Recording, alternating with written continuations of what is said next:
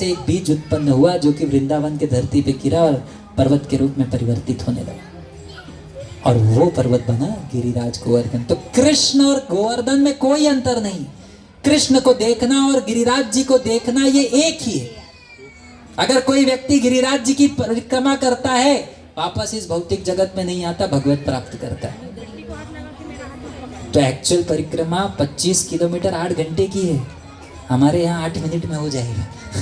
लेकिन अगर आपका भाव शुद्ध है तो फिर वही कृपा प्राप्त होगी जो वास्तविक परिक्रमा में। उसके पश्चात आप बरसाना जाओगे तो बरसाना में श्रीमती राधा रानी का घर है।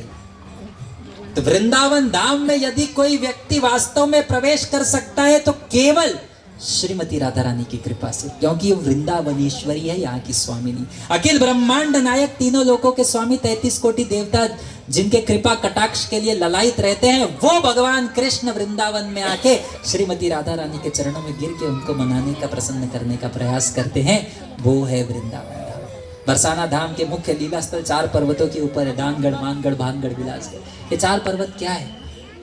ये सब ये साक्षात ब्रह्मा जी वहां पे विराजमान है, और इसलिए विराजमान है ताकि जब गोपियां चले तो उनके चरणों का रज उनके माथे पर जाए। वो है बरसाना धाम। उसके पश्चात नंदगांव है। देखो बहुत सारे लीला स्थल है। अंत में बताऊंगा, एक बार जब कृष्ण यशोदा माई ने कृष्ण को कहा कि आज से आपको गायों को चराने ले जाना है गोचरण लीला के लिए, तो कृष्ण ने कहा मेरे 9 लाख गायों के लिए आपके पास जूते हैं क्या? यशोदा माई ने कहा नहीं। तो जब मेरी गायें जूता नहीं पहनेंगी तो मैं भी नहीं पहनूंगा। तो जब गायों को ये बात पता चला तो गायों ने अपने चरणों से पीट पीट कर जितने भी पत्थर थे, कंकड़ थे, उसको एक अत्यंत मुलायम मिट्टी के रूप में परिवर्तित किया, और वो हुआ व्रज रज। तो ये एक ही मिट्टी है पूरे ब्रह्मांड में जहां पे कृष्ण का चरण साक्षात मिट्टी को स्पर्श करता है। पूरे ब्रह्मांड में भगवान जूता चप्पल पहनते सिवाय वृंदावन।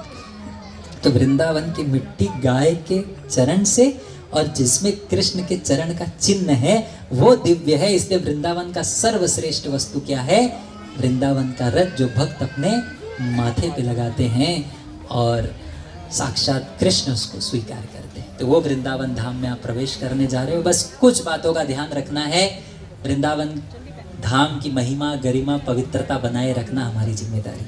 तो कहीं पे भी अगर हमने बैरिकेड्स लगाया है उसको क्रॉस नहीं करना है। अपने बच्चों को संभालना है, बैरिकेड के अंदर ना जाए, बैरिकेड्स तोड़े ना।